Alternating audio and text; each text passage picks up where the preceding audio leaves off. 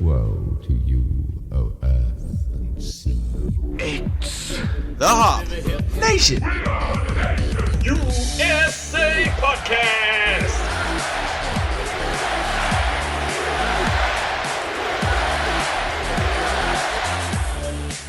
It's episode 114 of the Hop Nation USA Podcast. I'm Steve, and unfortunately, we have no Adam tonight. Thankfully, though, I am joined by low-grade Michael Winslow. On a diet. On a diet. The affordable Michael Winslow, the one that this podcast can afford. Dennis from First Sip Brewbox. What's going on, Bugaboos? Missed you guys. Oh, welcome back. Yeah. We always like having you back. But he's my backup tonight because we are surrounded by the brewers of Couch Brewery because we're down in their town, right in Larimer, near the zoo, That's near how Highland you say Park. It, Larimer? That's how I say it. I make stuff up. Oh, okay. I don't know if you had a Where's different Larimer? Larimer. same I don't place. know. I Same get confused. But yeah, we're live to laptop at Couch Brewery, and we're joined by all three members of the owners, and I just want to give them a chance to introduce themselves. So why don't you guys just go around the horn and tell everybody who you is, what you do's. My name is Darren Gailey, and I'm one of the owners of Couch Brewery. My name is Cary Schaefer, and I am also one of the owners, and I make beer. And I'm Mike Perro. I'm not Cary or Darren, but I'm also one of the owners, and I'm the sexy one of the group. He's got that right. Darren, everybody has an extra. Cary brews, Mike's the eye candy. What's your extra? You just own. We'll go into that later. in the Okay. podcast. I was going to say, if you met Darren, that's enough extra. He is the extra. Right on. So yeah, we're down here, Couch, and obviously we're going to be drinking Couch brews. So I'm going to turn it over to Cary and let him explain what the first brew is that we're drinking tonight. This is Siesta Pale Ale. It's a take on a summer Mexican beer. It has ginger, which is not Mexican, ginger, green tea, which is also not Mexican. Nope. And guajillo, anillo, and pasilla. Oh, wow. Dried peppers. Smoked dried peppers. Yes. So to balance the pepperiness, we added the green tea and the ginger. So you get a lot of ginger right off the nose, and then it when you take that first sip, and yes, that is. I was like, excellent. You can't slide plug his business. He gets an entire 30-second promo. He gets stuff at the end. You can't just keep giving him. Well, Cary says his first sip, and So when you take that first sip, you get the peppers come through, and the green tea is kind of, you shouldn't really taste it, but it's there to round it out and balance it. So it's one of my favorite beers. It's a seasonal for us. It's version 2 this year. Last year we did a kind of little slightly different version, but I like it a lot. I don't know. What do you think, Darren? It always comes out on Cinco de Mayo.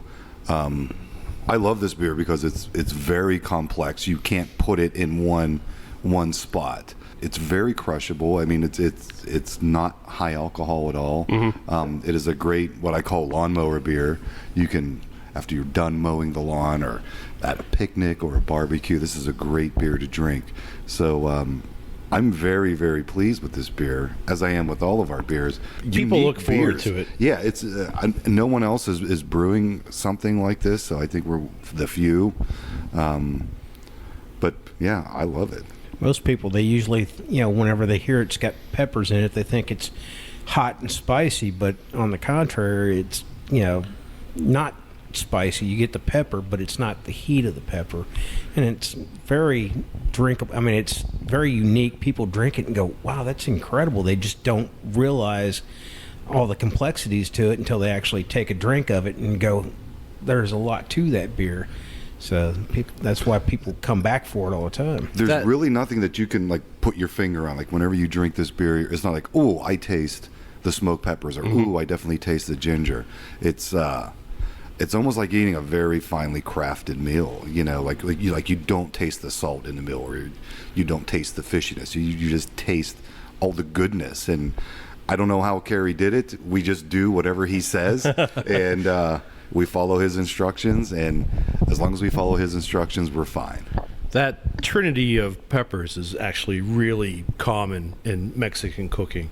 And Mexican cooking and Asian style cooking have a lot of overlap. So when you take those ingredients and put them into a beer, you come up with something that's already established in the culinary world, and we're just kind of moving it to the beer world. Right on. That's pretty cool. Well, I think it's time for Dennis and I to just kind of dive in now. And if you guys have some, you guys can get your own. It's your place. It's your place. Do as you please. But We absolutely have our own. Yeah. Looking at this beer, it's really clear. It's really has a nice deep amber color to it. I appreciate already, through the description you're giving, you said it was like a Mexican style lager, summer drinker. It's not a lager. Oh, it's not a lager? An ale. It is an ale? Okay. Yeah. Okay. Well, I can appreciate, though, that the fact that you didn't just go a lager with lime in it. Right. Like, you actually put a little more thought. Yeah. It's not one-dimensional. Yeah. So, yeah, on the nose. Smells fresh and inviting. Yeah, you get a lot of the freshness on it. I don't get a lot of the pepper on the nose, but you get a lot of fresh, bright, flavors in there. It's almost like a Crosby, Stills, Nash and Young of flavors. Didn't they kick Young out? No.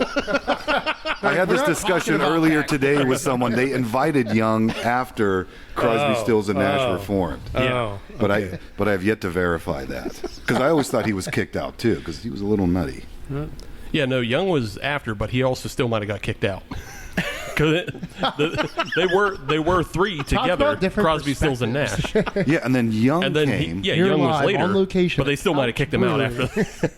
We need to verify this somehow. I just because I did see Crosby, Stills, and Nash. If only there was a live. platform that you could type in any At, question and get an Bonnaroo. answer.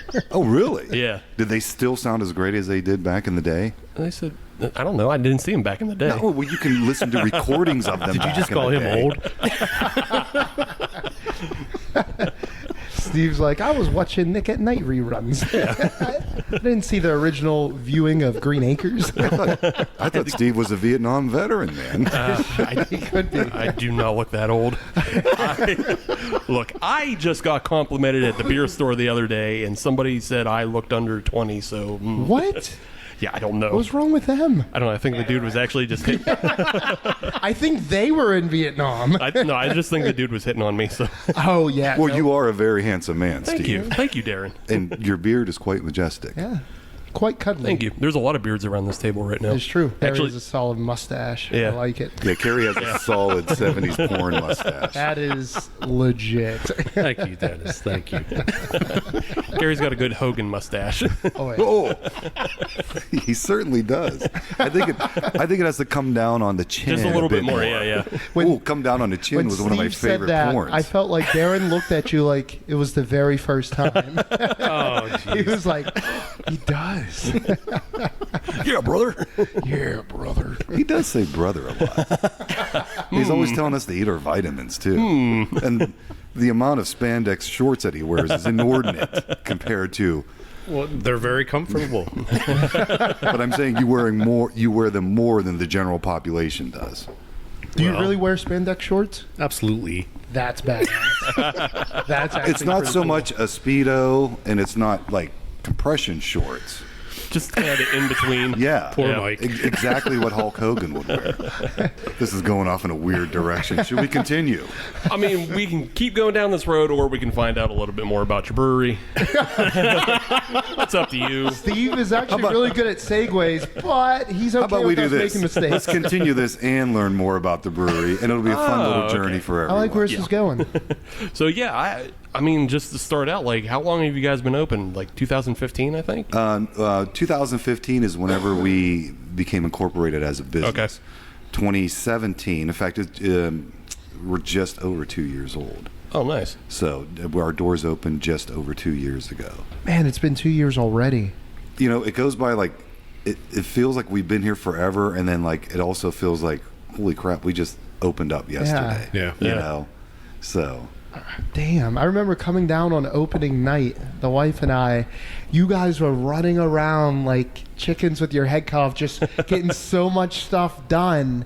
But even on opening night, what I remember and take away from this brewery was you guys were all here and you came out and just talked to everyone. Yeah. You weren't hidden in the back. You were out there mingling with everyone that came out to welcome you guys to the neighborhood. No, man, we love our customers. I mean, like, we really, really love our customers a lot. And that was one of the most, at least to me, I don't know about Mike and Cary, but one of the most surprising things is I knew that I would like meeting new people and stuff. I didn't know how much I would like meeting new people. Especially Steve. I mean, my God, look at him. Holy crap. I hear he looks less than 20. Yes. I have it on a good source. Dennis, I am young and handsome. If I have didn't to know sell better, this. You're strapping He looks lad. like a mix between Brad Pitt and George Clooney with a beard. Yeah. If you can imagine that. Okay. All right. Yeah. If You're selling it too hard now, if Dennis. they were both Darren, 6'5". How about this, Dennis? A good-looking version of a mix of Brad Pitt and You're George selling it too Clooney. hard. Losing the audience now. I can't. Now they're all like, we thought we saw pictures of Steve before. Now they're all going back through and like pulling it up, and some Like, of them might None of say, these guys look. "Darren, you're right. None of these guys look good at all. This is, What is this? Oh, that's Dennis. Turn Never it ever off." sell yourself short, Steve. Never. I'll try not to. Let's see though. But back to your brewery. Keep it rolling. You guys have a very awesome space in here. That's the one thing. Your space is as handsome as I am. For breweries. Wow, that is a huge compliment. Thank you so much. But yeah, you guys have a great space here because it's completely unique. It definitely strays from that finding the same metal stools. There's not a single metal stool in here. Like, everything is comfortable. You live up to your actual name. There are 5 couches in here that I can see. There used to be more. We needed it. We needed to vacate a couple of them just for space reasons, for seating. Some more couches are coming back, but as we've gotten busier and busier, these couches, like, we're doing this interview sitting on our little corner living room here, where you could fit 8 or 9 people. If you had tables, we could fit 17. So those are things that we have to think about. But we never want to stray away from our drink comfortably. That's our tagline. So whenever we opened this place, we never wanted a place where there were metal chairs. At least for me, it's a personal thing. My body does not. They're awful. My body is not compatible with those metal chairs, and it must be my hip bones or something, like completely hit. So that was a huge deal of mine. Like, I do not want metal chairs in here, period. So yeah, we tried to make it like super comfy, super cozy. In the wintertime, we have it's a little faux fireplace, but it actually puts off heat. Really? So people snuggle up over there. You're more than welcome to snuggle up with the old grandma Afghans that we have. They're super snuggly, and we just want to make a place where people can come here and sit for hours and just relax, Chill out, relax, do whatever you want. Yeah. We have free Wi-Fi. You want to come in here and just cruise the internet or do your work. That's really super cool with us. I was telling Steven earlier, we have people come in. They play Magic the Gathering and Dungeons and Dragons, and dude, those are long games, man. We're really cool with that. We really like whenever people just like want to come here and spend time. We have tons of games on our in our bookcase here. We have a whole bunch of really cool games that are brand new.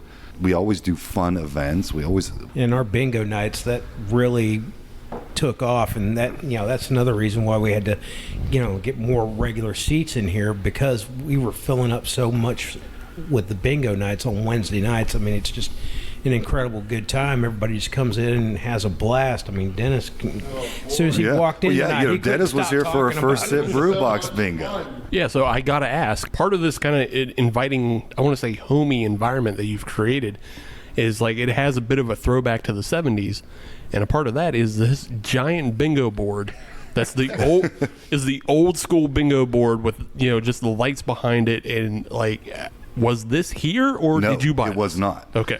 So how bingo came about is Wednesday was our slowest day, and we needed to figure out something how to bring more business in on a Wednesday, because it's the middle of the week. People really aren't, it's Wednesday. What the hell goes on Wednesday? Yeah. So I have a cousin. She lives in Philadelphia. She's very young, like 23, 24. And I said, Steve's age. yeah, Steve's age. Well, I mean, she's a little older than Steve. Right. But I'm 19. should you be drinking beer during this podcast? Oh, Steve? shit. Caught. Hoisted on my own petard. Steve is drinking the near beer version of Siesta. That's Keeping right. it real goes wrong. But we were discussing what we could do on a Wednesday, and I was talking to my cousin, and she's like, "Do bingo." And I told her she was insane. I'm like, "You're absolutely crazy." And she goes, "I'm telling you, bingo is huge. We're all from the era. Bingo was, and you too. You Yeah. like old ladies play bingo." Absolutely. And so we started with, like, screw it. What the hell? We'll try this bingo thing. We got one of those cheap little cages off of Amazon, and we're doing bingo, and it just exploded from there. So we had to get the bingo board. We have like a real old school bingo machine. It's a Bingo King 5000. I don't know if you noticed that. Okay. I didn't. It's Yeah. top of the line. But we're not in a neighborhood. We're in a very industrial area. So we really have to have events to bring people in. Right. So there's not a lot of foot traffic. People have to have a reason to come here, other than the beer. I mean, they can come in, Right. grab a beer, and grab That a bingo fork. keeps them all night. Right. No one wanted to leave. Right. Yeah. I mean, like, we got to shoo people out the door at the end of the night. It's awesome. We have a great time. You were here. We had a first sip brew box bingo here. Yep. And it is, it's free. We can't charge to do it. Right. We have prizes that we give away. You said Beth actually takes a flight once a week. Yeah, all so around the world. uninitiated, they would look at these prizes and go, well, that's from Goodwill, or that's from some thrift store. They would be absolutely wrong, Dennis, as you found Yep. out the other day. I did. I learned. And no, our bar manager, Beth, hops aboard our private jet, our Couch Brewery G8 Gulfstream every day. G5. Or no, every Sunday after close, and she flies throughout the world, and she goes to Christie's auctions, and she goes to Sotheby's auctions. She'll buy overflow and storage items from the Smithsonian, the Kremlin, yeah. the Vatican archives that they have many copies of.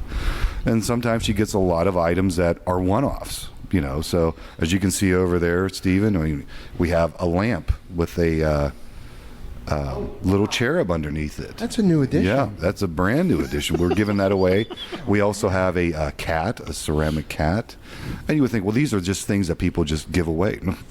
You'd be absolutely wrong. That's true. I found that Absolutely out wrong. firsthand. Darren, I am a man of taste, and I can tell that cherub lamp dates all the way back to the 16th century. That is a Renaissance carving that has been reappropriated. I can see it. Oh, my God. You have a very, very good eye. I've been watching a lot of Antiques Roadshow. Although, Stephen, that is a copy of a 16th century. See, yes. That is a copy. Although that copy is in marble. Right. They did modify it so they could have a lamp that comes through with a nice, very beautiful, nice shade. And we don't have the provenance finalized on it, but we do believe that belonged to Teddy Roosevelt. Oh, okay. President. So he obviously brought it back from the Spanish-American War then. Yes. Okay. You're right. So it does have that pedigree. All right. Understood. Yeah. Very Very valuable. good eye, though. Very good eye. valuable. You can't tell it's a copy until you get up. Right. to it, so. I understand. But yeah. from here, I mean, you did yeah, fantastic indistinguishable. job. Indistinguishable. It actually looks pretty cool. I would love to take that home, but I have a feeling if I did, the wife would set me back here to sleep on this couch. So. Well, Dennis, Well, you're more than welcome to sleep here, Dennis. It's absolutely fine. Don't tease me with a good time. There's a couch and beer. I'm there. you can sleep here. You can play your D&D. You can. I mean, I've never actually played D&D. It's always been on my bucket list. But Well, you Magic can the get- Gathering, you get I've played started. since I was a kid. Bring it I down haven't here, played, man. Like later on in life, but I still have cards, man. I should bring some buddies down here. Yeah, that's a good way to get started. Just start talking to nerds and be like, "Can I join your party, guy?" Nerd. Nerd. We were talking about how you have bingo, and that's one of the ways you differentiated yourself. We like to use that word because we like to talk in the parlance of influencers. That's the 2019 way to say things. You differentiated yourself. Yeah, buzzwords. You need buzzwords and SEO words. We need all that things. You got to do it. Those keyword optimization. Yeah, but you guys have differentiated yourself with this bingo, and obviously it's become very popular. And it's one of the big features down here at Couch. But you also do other events that really draw in other people as well, like the Bob Ross painting. Right. So Bob Ross is actually Cary's son's fault. I was like, wait. So we were here early on a Saturday morning, and Carson, Cary's son, was with us. You can chime in at any time if you want to, Cary. Okay. He's like, You got this so far. But Carson, being a 7-year-old boy, a little bit rambunctious, and we needed him to stay away from us because we were doing some, like we were messing with hot liquid. We were making Chemicals beer and hot chemicals. stuff And so Beth, our bar manager, our front of house, she manages everything front of house. She said, "Hey, Carson, come here with me." And she sat him down and she put Bob Ross on. And, he was, of course, enamored with it. We totally forgot about this. So we opened up, we're still cleaning, we're still brewing back there.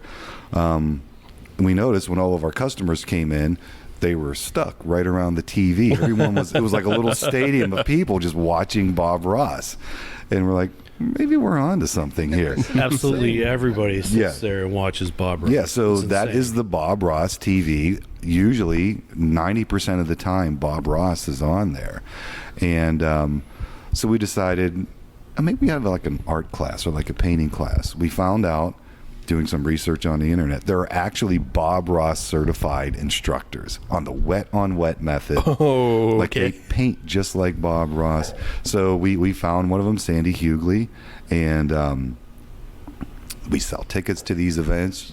You walk in with nothing, you will walk out With your own Bob Ross. with your very own Bob Ross. man. And 100% finished. Yeah, Ready 100% to dry finished. and hang. Cary will he'll set up a camera. Sandy will be on all the TVs. She'll have a microphone.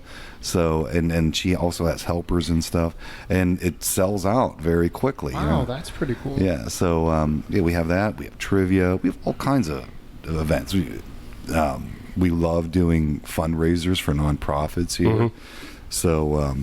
Well, you guys just got done doing the Veterans Brew collaboration. Oh, Yes. yeah. Because Dennis was a part of that as well, and Yep, you all came guys. down here. Yeah, Spread the so love. I'm an Army vet. I found out Dennis is an Yep. Army vet. Just I think a we couple have of the same degenerates. job in the Army. Similar. Yeah, very, very similar jobs in the Army. Which actually explains a lot. Yes. But we were both at Fort Gordon. Did you go to yeah. Fort Jackson for basic? No, I went to Fort Benning for basic, and Ooh, then Fort right down the Benning. road to Fort Gordon. I guess, post 9/11, they thought, hey, well, you're going to be doing a lot of work with infantry. How about you go train with them? I'm like, but I did. And it was fun.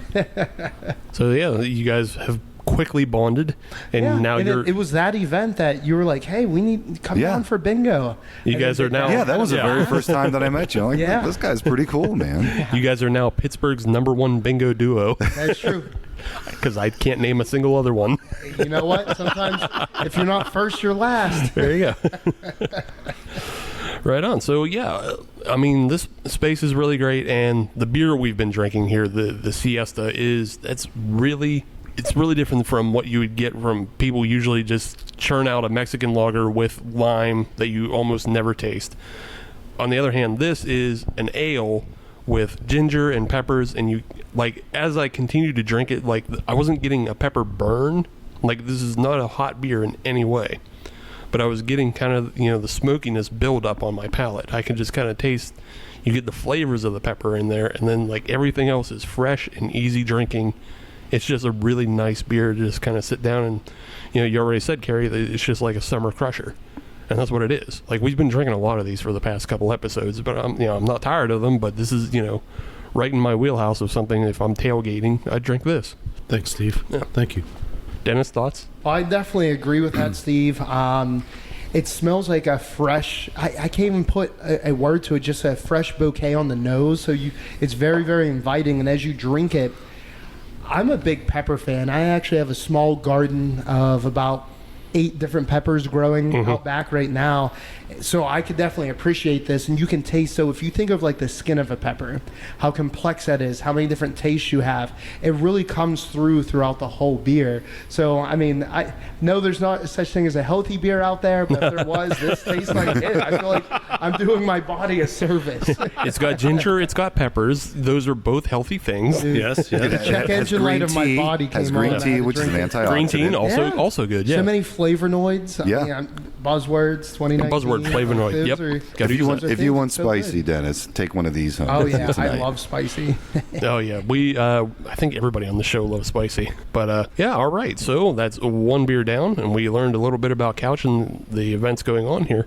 We're going to take a break, come back with segment 2, and we're going to try to get a little bit more in depth about the brewers, find out their philosophy on things and what they like to do and what they like to brew. So we'll be back. First Sip Brew Box is a one-of-a-kind subscription service for craft beer lovers based right here in Pittsburgh. Every month, First Sip will send you a box full of craft beer enthusiast essentials, including t-shirts, glassware, and even food. Right now, our friends at First Sip Brew Box have an offer for you. Just sign up for a 3-month subscription and get your 4th month free. Just enter the code HOPUSA when you sign up at firstsipbrewbox.com. That's HOPUSA at checkout to get your 4th month free at firstsipbrewbox.com. It's episode 114 of the Hop Nation USA podcast. I'm still here with Dennis, Darren, Cary, and Mike, and we're all sitting on the couches at Couch. That's true. It We makes are. sense. Let me check. Yep, Yeah. still sitting. Yeah, math checks. Couches and couch. Yeah. I like it. Couch on couch on couch. So let's just jump right into the second beer. I'm going to leave it up to whoever wants to grab it, but why don't you introduce the next beer? This is Baja 1000. It's a Brut IPA. We've made it a few times. This version ended up being a little bit higher in alcohol than usual, but it's pretty drinkable. It's made with Pilsner grains and Citra, and Equinox. What makes it dry is there's absolutely no sugars left in it at all.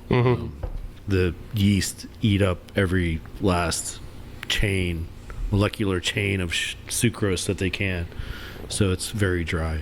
So did you accomplish that straightly with yeast, or did you use there's like some sort of extra enzyme that people have been adding to Bruts that I can't remember because it's long science.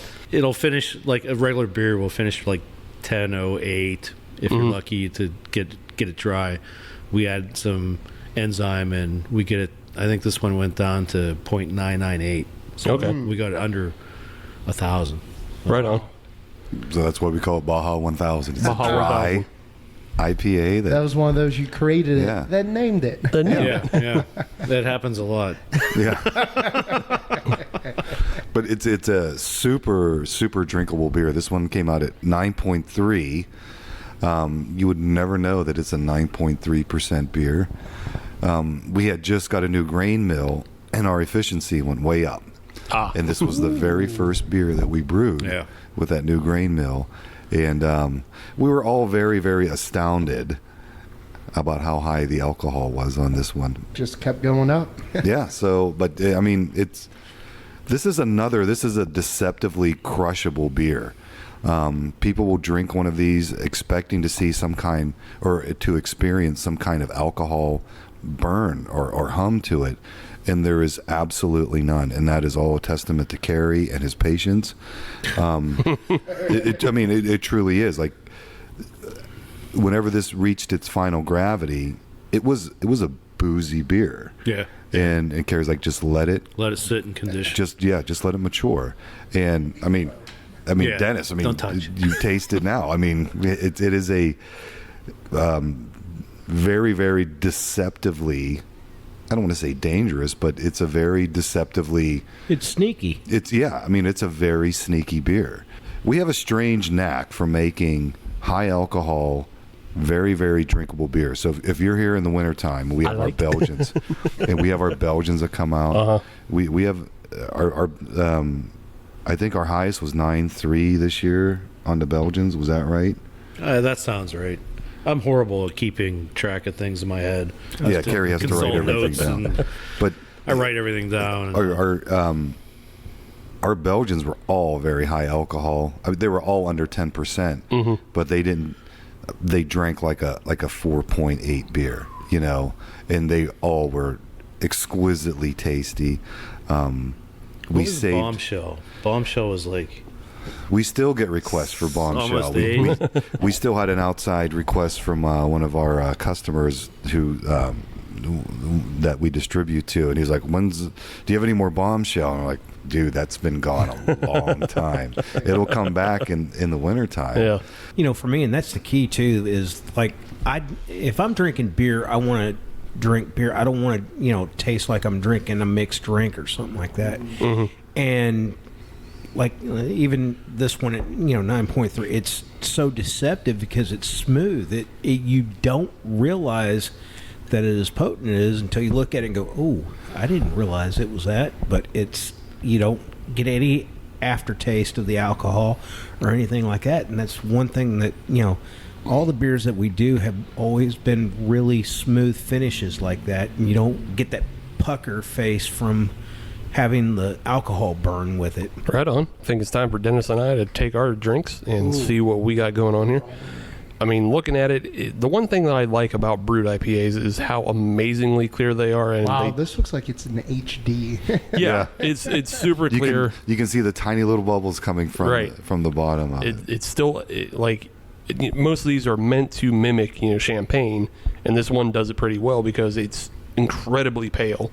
Like 0.5 on the SRM. Yeah, and then that is true. Yeah, that's true. And we like to say that you can read a newspaper through that. Yeah, you totally could, and it also has that effervescence of like a champagne. On the nose, it's got a lot of fresh hops on it as well.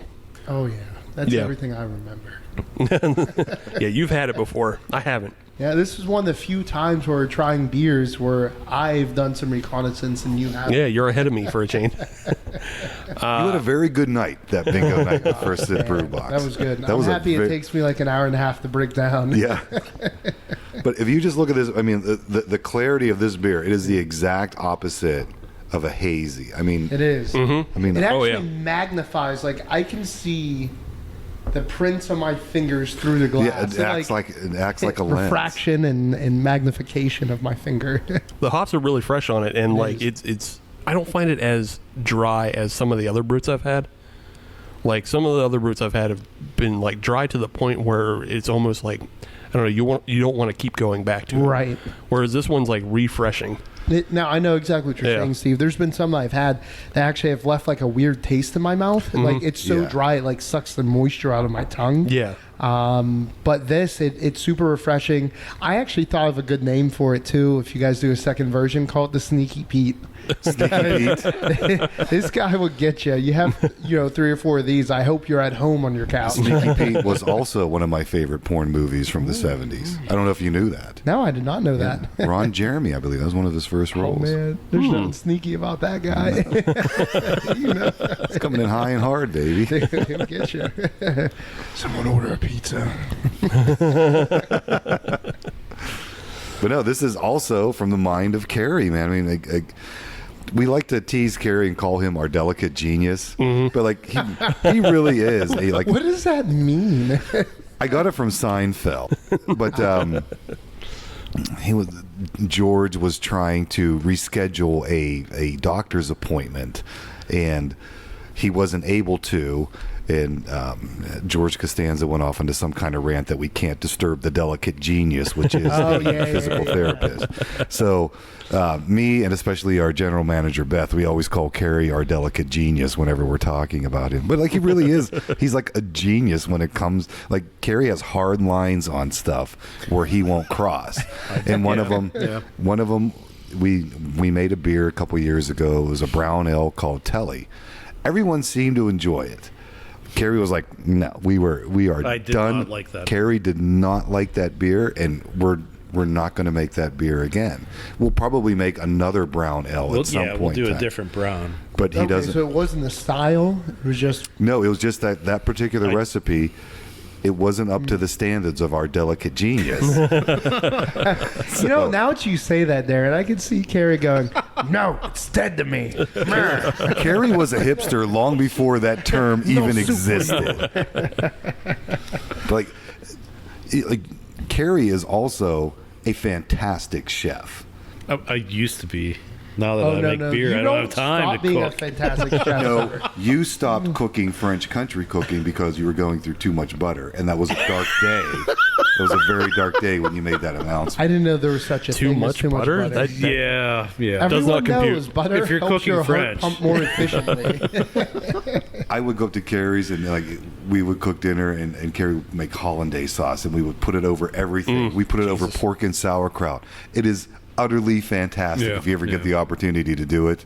I'm hoping It's in super the easy to make, too. weekends I'll get that But like opportunity, nobody Darren. makes hollandaise sauce anymore, and then Yeah, because it's all butter. it's utterly The fantastic. food pyramid kind of shuffled a little bit. But then, butter's no longer all of good a for sudden, you. Cary stopped making French country cooking, and we're like, Cary, why? And he said, because I'm eating 2 pounds of butter a week on my own. No, I get it. Yeah. That's a thing. Because it will kill you. It will definitely- Now, that's the true Sneaky Pete. But Cary is an excellent chef, and that has absolutely transferred over into our beer. Cary makes. I mean, you had Siesta. Yeah. You've had this Brut IPA. A lot of people will be like, let's just get this beer out the door as soon as it's done, Right. as soon as it's final gravity, get it out the door. And our delicate genius, Cary, like, no, patience. He's like, I don't know. if grasshopper. Cary likes Whenever that it's name. time Every time you say it, whenever I it's time. just see him roll his eyes. And it's like, I know that look. Nope. Every time I come up with an idea, I tell the wife, I get that same look. So we're crashing our rye Kolsch, and it's been crashing, and it tastes absolutely wonderful. If you guys want to try it, we can absolutely yes. try it. It's not carbonated, but I it's love flat. Kolsch's and I love ryes. But it's not clear enough for the delicate genius. Nope, we have to crash it some more Let it sit. until it completely flocculates out. But that is the beauty of having Cary as your head brewer, and that is also the frustration of having Cary as your head brewer. That no beer is done before it's Right. time. I think that's part because craft beer is a mixture of science and art. So I think sure. that definitely plays right in perfectly with with Cary's principles. Especially if you're coming from a chef background, Oh, because it's the God. same thing. Oh, I'm so happy. Well, I just found like to this cook. Don't not Well, chef. dude, do not undersell yourself. Like I told No, Steven no. earlier, Darren said this French handsome cooking. bastard right here. Do not undersell yourself. You are an absolute. I mean, I love Cary's cooking. If the day ever comes back where Cary says, "I'm going to start cooking French style again," all of us are going to his house, and we're never going to leave after that. Obviously, all three of you have known each other for a while. Yeah. And I was reading, I did a little research on my own. I, checked up. But you guys all were working together in Johnstown at a TV station. Right. Which, that speaks to me because I edit my own TV show for MCA TV and the Moon Township Public Access Channel. You can watch episodes of Yin's Brewing every Monday, Wednesday, That was a Friday, and sweet Saturday. plug. Sweet plug. But yeah, as somebody who also works in media, I appreciated that you guys all met in the TV station. What were you guys doing there? Like, what were your jobs there? I was a maintenance engineer. Cary was a cameraman. I basically did as little Or as possible. Yeah, photographer. Cary was, and Mike did promotions. Yeah, it was promotions. Right on. How long did you guys work there, and before you became enamored with the idea of becoming brewers? Oh, years and years ago. I mean, I met Cary. In fact, I know the day that I met Cary I think it was February 1st, 1993. I remember the day that I met Cary. That picture, Cary, of looking at that recliner. Yeah, well, that was the day that Cary perfected recliner. That was a beautiful day for Cary. We actually captured that moment that Cary perfected recliner. We're still Stout. working on it. It's But not perfect. no, we all work together. I mean, dude, I've known Cary since '93. I've known Mike since '96, '97. I was the last one to join the group. I came up from Texas. Yeah, and so Mike and I did not overlap at the TV station. I had been gone a week, and then Mike came. But then, we were all in the same group of friends. And, we always kept in touch. I moved to Pittsburgh in 98. Cary moved here in 99. 2000. Mike was shortly after 2008. that. Oh, 2008. Yeah. And then Cary Cary doesn't like to do things the easy way. So, and for instance, his brother had to go to a wedding one time, and they didn't have a flask. So his brother welded himself a flask out of stainless steel, like the night before the wedding. Yeah. And he made one for everybody. Yeah, he made one he fabricated it out of just sheet metal. And it's a beautiful flask, although it's a 9/16 stainless steel bolt for the lid, which I know because he brought that to my wedding whenever I got married. Cary's exactly the same way. Cary will make everything that, he won't buy anything pre-made. So Cary likes beer, Mike likes beer. They started brewing beer. You started with like a kit, and you immediately discarded that, correct? We did 3 or 4 kits, and then we started just making our own recipes. Yeah, the delicate genius that we can do better on our own. Mm-hmm. So after you did those few beer kits, did you just jump right into all grain brewing? I kind of went to more DME and LME, and then added some grains to seep, and then went into the all grain after that. But it was like I've dabbled in homebrew for probably 12, 13, 14 years or so, off and on. I get real into it, and then take a break, and then get back into it. And it kind of it definitely progressed from just buying a kit with everything measured and basically just add water and yeast and let it go, to, all right, well, what does this malt do, and what does that malt do, and what do these hops do, and why are there so many strains of yeast when they all just kind of eat sugar, right? But then you start learning more and more about it. And I bought a few books, and if you put that stack of books on the desk, it would be like 2 or 3. But now, even almost probably 15 years later, now that stack of books is probably 2 stacks 3 feet high. Oh, man. And they're there if I need to reference them. It's so easy to look things up on the computer now. Right. Then there's so much good information out there that I don't always have to hit those books. But I've kind of always been into having books and having a library and having a place to resources to research things and stuff. So it's gotten insane, maybe a little bit. Cary and I live next door to each other now, and when I moved in with him, that's when we really got hardcore into the brewing, because at the time, a good case of craft beer would run you $40 and stuff. Yeah. And you go through that in a weekend, and we got we started acquiring equipment and everything else, and it was we could brew our own beer for $7 for 2.5 cases and stuff like that. And we just continued every weekend. We'd do 2 batches every weekend for months straight. It was just crazy. And then everybody started coming over and drinking our beer and everything. It was like, hey, this is pretty fun. When we got super serious about it, we were doing 2 5-gallon batches, totally different. Mike would brew something, I'd brew something, and we'd do that on a Saturday or Sunday, depending on a weekend schedule. And we did it almost every weekend for a solid year. It was pretty rare that we missed anything. If somebody was out of town or something, we missed it. The best part, was it allowed our friends to come over, and our friends would hang out, and it was a nice drawing point for everybody. And that's why we thought, this is a great thing to do, because this is a great place for friends to come and hang out. We get to meet new people, become friends with new people and stuff. I mean, like, throw stuff on the grill. We meet so many great people in here, and that's what's really fun about it. And as a home brewer myself, I know if you're brewing beer, you're also drinking beer.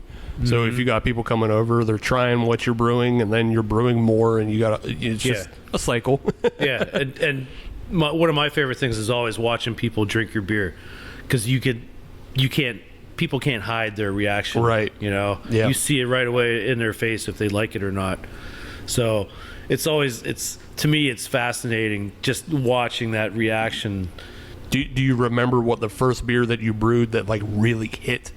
That like everybody was taking it down. You're like, oh, this is a good one. Yeah, Darren could chime in with this. Lawyer Destroyer. Lawyer Destroyer. Warrior Destroyer. Well, Oh man. the one beer that made me decide, or gave me the idea that maybe we should start this for real, is the next beer that you're going to drink, and it was one of the very first versions of Raspberry Duvet.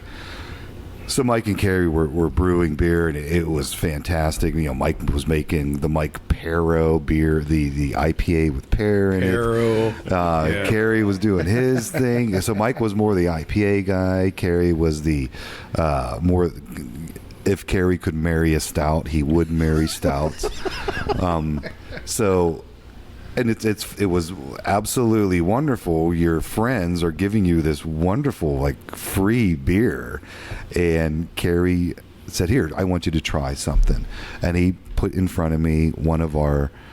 It was the beer that really turned me into thinking that this was a very, very viable thing, and it was Raspberry Duvet.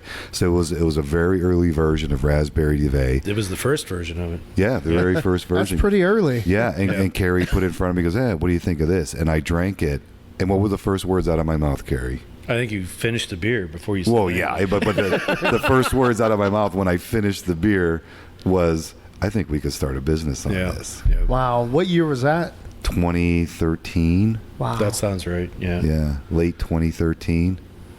It was after the raspberry harvest, which typically in the North America raspberry harvest. I have no freaking clue when the raspberry. I was like, ooh. I was gonna say, like they're coming probably in like right now, so. like late summer sometime. I would Well, there's say. two.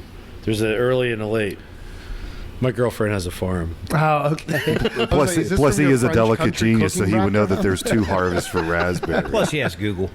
But Cary has a really good raspberry pie recipe. so that's where like all of this started, was from the next beer that you're going to try is Raspberry Duvet. Yeah, but the best story though is whenever So Back to Lawyer Destroyer. so back to Lawyer Destroyer. My wife left her previous job and decided to go to law school, and she graduated law school. She graduated #1 in her class. She's a very successful lawyer now. So for the party, Mike and Cary made a Belgian called Lawyer Destroyer, which was 10%. Is that correct?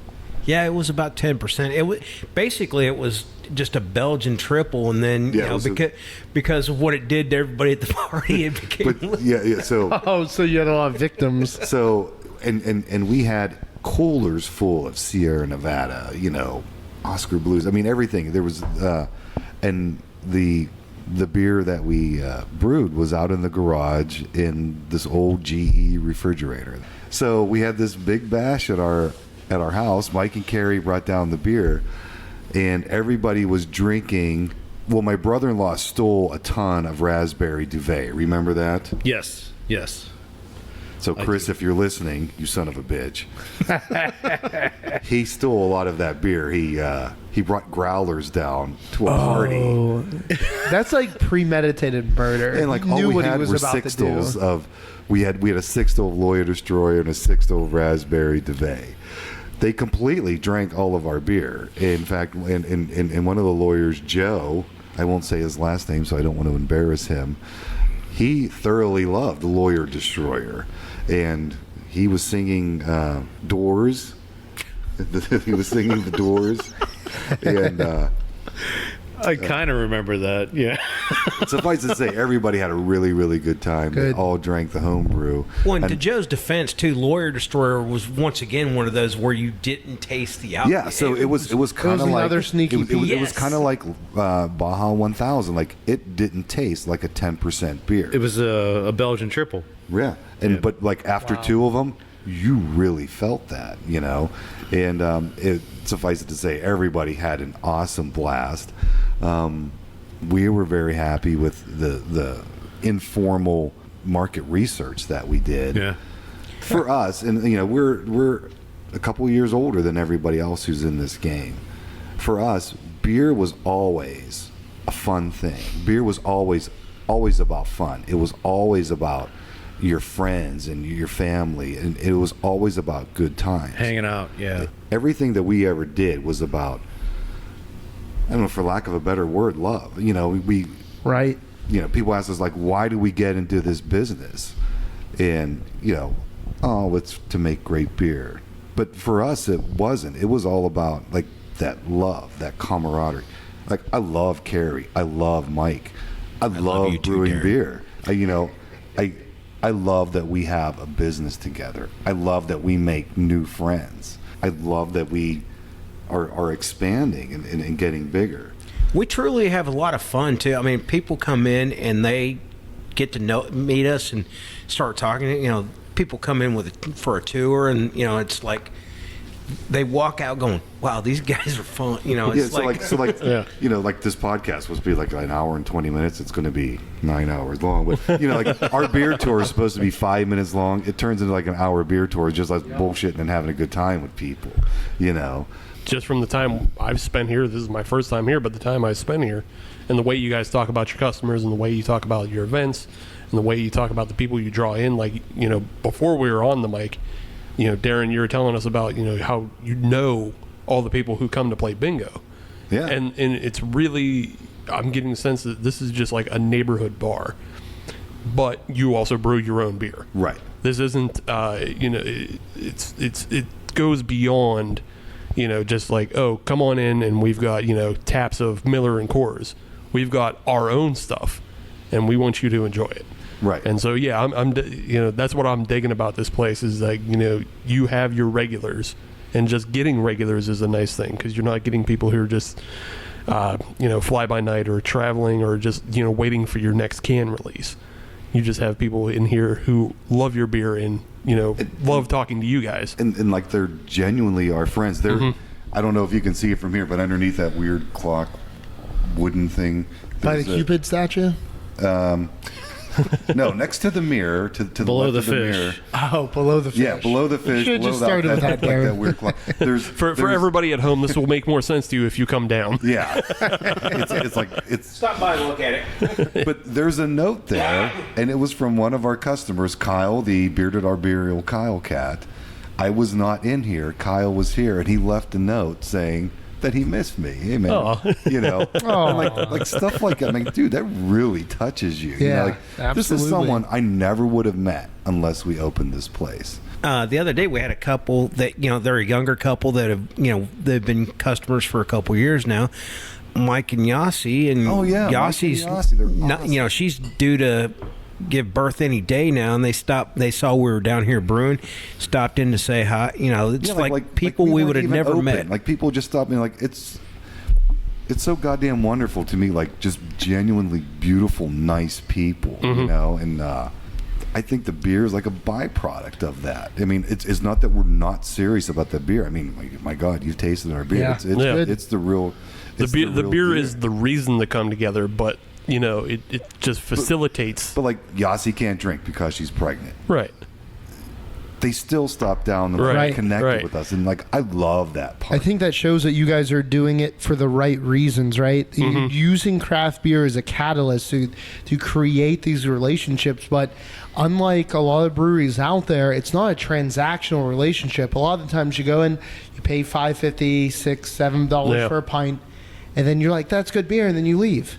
That's not the atmosphere that I get here at Couch Brewery. We do have like our definite regulars. There's Right. a lot of people that are definite regulars, and that's one thing, especially for me, that was very, very hard to learn is like how to remember people's names. Oh, God. Because like Me personally, Darren said he's bad with names. It took me 16 years to remember my own name, so it wasn't until I got my driver's license that that's who the hell I am. But I'm still very bad with names, but I remember seeing people and talking with them and everything, and it's just the incredible amount of people we met. I mean, one of our customers is the one that designs our can labels. He's a fantastic graphic artist, and he just absolutely loves it and enjoys what he's doing. So we wouldn't have these awesome cans without him. So Yeah, I mean, I definitely dig your guys' cans. They stick out and they have the real feeling because they all have that kind of 70s retro vibe to them that, also your space does. So it all stays on brand. So, yeah, that's really cool. It's definitely it was an unintentional brand, believe it or not. Though I mean, it wasn't like we sat down and said, "Yeah, we're looking for a '70s vibe." Mm-hmm. We're all kids of the '70s, and this was very comfortable to us. Right, yeah. It's just what you're drawn to. Yeah, and it's what you know. Yeah, it's stuff that we grew up with, and so like the recycled pallets and metal chairs, that is completely not us. Right. That's also just like a fabricated, that's a fabricated put forward brand. It's not interesting if you walk into a place industrial commercialized. Because everybody has it because that's what people are trying to sell. They want the Edison lights and the same. Right. Yeah. It's. I don't know. It wasn't like we set out to do this. It just kind of happened like this. I know we were talking about buzzwords earlier before the podcast. It was organic. Yeah. Right. Organic. It's important. Yes. Influencers. GMO, baby. Yeah, GMO. SEO. SEO. Inflection points. As a marketing person, one thing that I've always been told is you don't, you can throw out a brand out there but the brand makes itself. So I mean, that brand, the whole brand developed itself, and then we're smart enough to roll with it, and because you could throw out a slogan and go whatever, but unless you actually live it, breathe it, and everything else, then it doesn't become a viable brand, and everybody walks in and gets that groovy chill feel now and stuff like that. Drink comfortably is more than just putting your feet up and having a beer. It's about being welcome, and everybody is welcome here, and that's one of the things that I love the most about being here. Everybody's welcome. Come in, hang out, drink comfortably. Almost. I saw that. I was like, because I already heard earlier that pants were optional. I was like, hey, if you want to drink comfortably, I got a couple Pants tips. are optional. There is no law that says you can't serve someone without pants. They can't have shoes, or they must have shoes, and they must have a shirt. I could do those things. Right. Boxers are still pants, though. Yeah. Pajama bottoms are more than welcome here. But yeah, We should have pajama night, man. that's another event That idea. would actually be really cool because being an adult's hard. I'm just trying to make my life as easy as possible. Pajama and A pajama slipper night would do it. really would. But yeah, all right. So come on down for Boxer Brief Night or come on down for Pajama Night. Either way, when you're down here, try drinking the Baja 1000. Their Brut IPA. It was really good. Which is that going to be a staple? That So it is one a of our staple that you staples, guys have. Oh man. The one thing, we already talked about how it's not so dry that it dries your tongue out. The other thing I can say is it's not.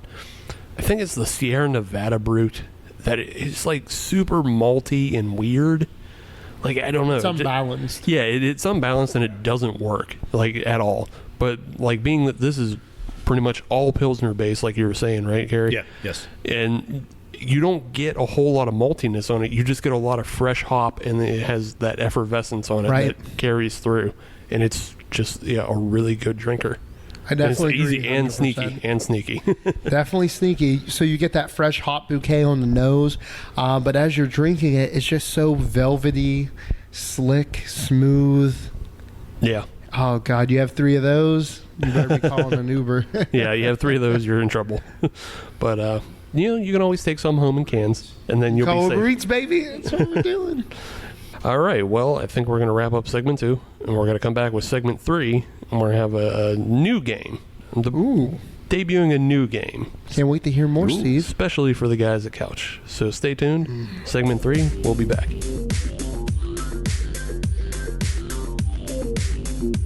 It's episode 114, segment 3. It's still Dennis, it's still Steve, it's still Darren, Cary, and Mike from Couch at Couch.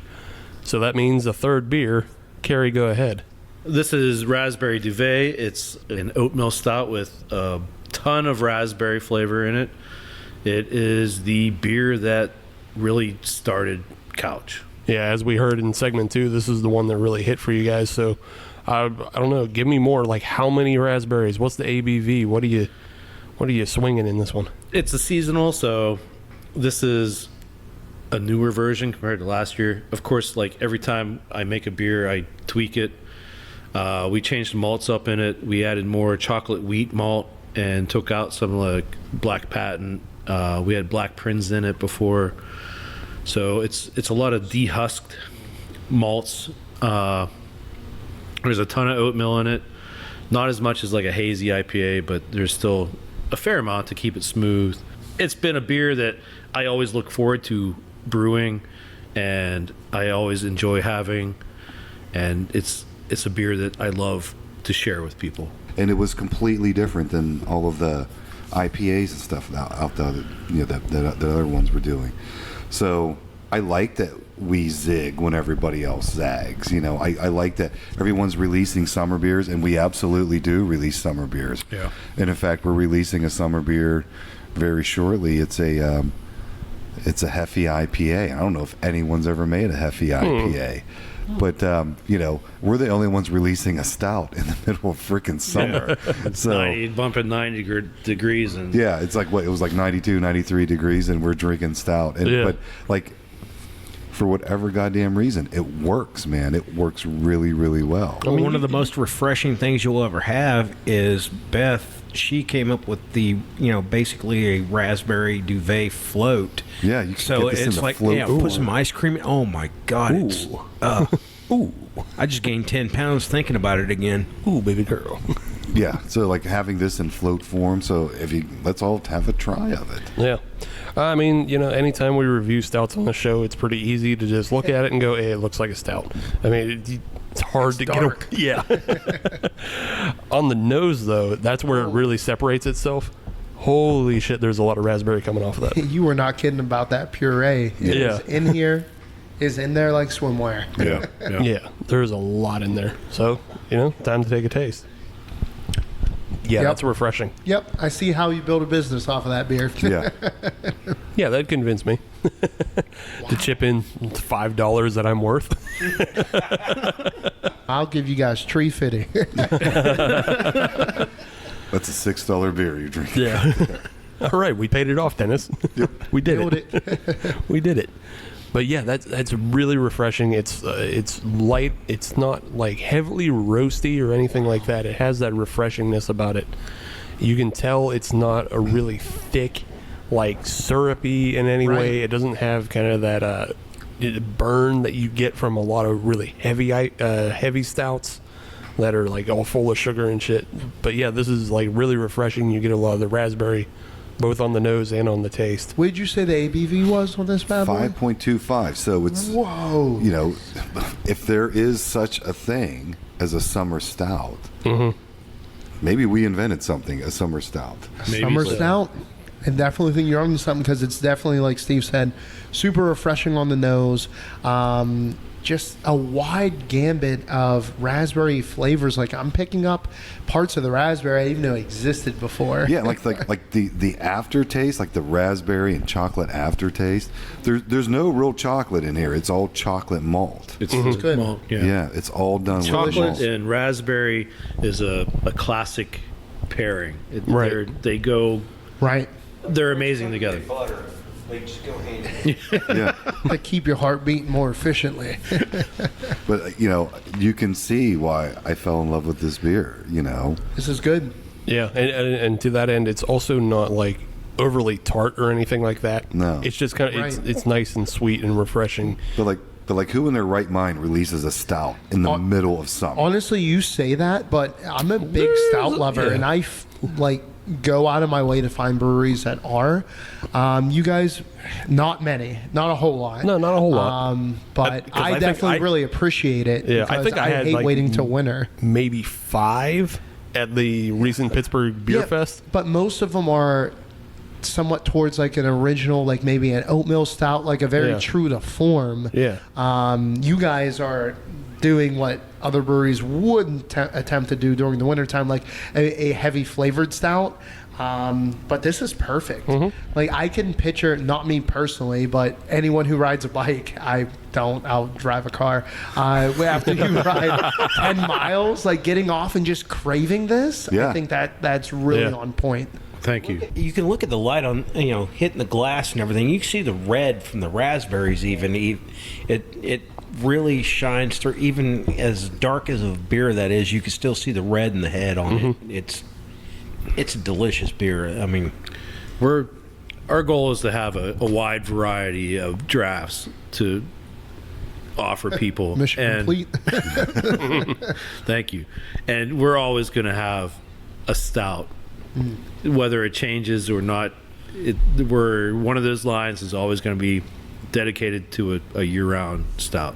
That's perfect because looking at recent market research, so stout beer drinkers are more vocal than any other beer drinkers. Oh, wow. You would have an IPA person come in and go, all right, what do you have on that's an IPA? They'd be like, well, we don't have an IPA on. Okay, what's your hoppiest? And they'll drink it and they'll be happy. Yeah. You have a stout person that comes in, hey, I want a stout. Oh, we don't have one. They're immediately going to Yelp, Beer Advocate, right here. You know what? All that stuff. You're exactly right, though. Yeah, I mean, they like are. people love, especially dark beer fans. Yep. Like that's what they love, and I'm 100% there with them. I love dark beers. In November, we had what we call Blackout, and we made 5 different stouts, and Raspberry Duvet was not one of them because that's our summer stout. You don't have to whisper that. And yes, it was another porno, and I think it won the AVN award in 1991. Blackout. I just wasn't ready. 92. Why am I wasn't ready for that Why am one. I always a year behind with my AVN awards? But we had Blackout, and we had 5 different stouts on tap. It was like insane. It was like Pittsburgh was craving a stout release. Dude, it was so insane here that day. I was so glad when that day was over. I was physically exhausted. Oh, man. Because we were running around You put like in crazy. that man work. But we had 5 different stouts. We had our flagship recliner. We had a Chipotle cinnamon stout called Noche de Discoteca. Put your microphone back up. It looks like Sorry, I need you're about room to for my faint. jaw to drop. That was utterly fantastic. We had a coffee stout with One more cup of coffee. One more cup of coffee, a Bob Dylan song Yeah. made with Commonplace coffee. Wonderful. How long Absolutely. ago was this? This was in November. Yeah. Where the hell was I? Next We to had Mars. Next to Mars, which was our cranberry stout. Do you understand the name? Next to Mars. Look at I the map. get it. It's a cranberry stout. Cranberries next to Mars on the map. Stick City. So I'm a big physics major, and I was thinking no. What is cranberry an asteroid? But I now understand. But I'm also terrible at geography, so And then, now I know and then why we I was had confused. Tiki Torch, which was our chocolate coconut, which you had earlier. Yeah, phenomenal. Yeah, which you had off the It's record. beautiful. Right, off the record, it's pretty damn good. It's, if you need to get here and just drink these beers. Yeah. But yeah, we're definitely going to do Blackout again. We're going to expand Blackout from last year. Yeah. That was our very first time of just trying all stouts. It was the very perfect day. It was like the first cold day of the year. And the stars aligned for us, and it was a wonderful, wonderful day. It was a big gamble for us because Yeah, it really was because nobody's done that before. No. Yeah, because nobody's ever put because- 5 You stouts guys are on. doing those big gambles a lot, things that people haven't done before, and so far it's been paying off. You're exactly right. And I said earlier, when everyone's zigging, we're zagging. Yeah. Like in a world of hazies, what's your next IPA? What's your next IPA? And we're like, fuck it, we're going to put 5 stouts out in one day. Oh yeah. Dude, the stout drinkers are out there. They Yeah, just need they somebody are. to. They showed They up. are. Yeah. They were out there in force, and even the people who didn't like stouts, because we were doing a flight, and our GM Beth you got a deal on the flight, so you weren't paying full price for all 5 stouts, and people were buying like mixed 4-packs and stuff out of that, yeah. you know. So That's a good idea. Yeah, if Steve would have known about it, he would have drove from, what is it, like 50 minutes away, Steve? Out of the fucking woods, yeah. That's the only time he comes out of the woods. well, you know, That's how you draw a bear out of the woods. You get it. You say you got a bunch of true. stouts on tap. That and picnic baskets. Yeah. but like that was a huge gamble. That was a huge gamble for us to do that because no one was doing anything like that at that time, and I was very nervous that day whether it would be a success or not, and we were wildly successful at it. We changed the website to go Like all black and white. everything was subdued. Oh, like so, that's all, cool. And we all of our eased into social it. was like it was. Do you remember the Metallica, the Black Yeah. album? Yep. Yeah. It was all black and it had like that rattlesnake that was Right. kind of like little gray in the corner. We changed everything. It was all black. That is badass. Yeah. So, and then we just did that for a week. I think other than our opening day, that was probably one of our best days of the year. Got to make it an Yeah. annual thing. Oh, absolutely. We'll definitely swing Yeah, in blackouts coming on back. the next We one. even changed the lights. The lights were black lights. Dude, you that know. is- Nice. It is pretty Yeah. fucking cool. So yeah, like we love to have fun, not only with the beer, but with the atmosphere, and especially with our customers. Like we want everyone to.